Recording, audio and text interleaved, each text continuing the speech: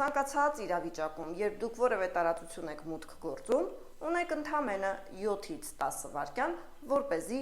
գրավեք մարդկանց ուշադրությունը եւ ստիպեք նրանց, որպեսզի լսեն ձեզ։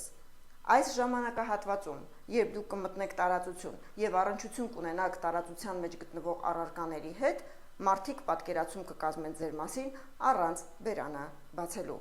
որից հետո դուք կինքնաներկայանաք եւ հենց ինքնաներկայացման տեքստն էլ կորոշի, մարդիկ ձեզ կլսեն, ուշադրություն կդարձնեն, թե ինչ թեմայով եք գնացել նրանց մոտ, թե կվերցնեն հեռախոսը ու կշարունակեն թերթել օրվա իրադարձությունները։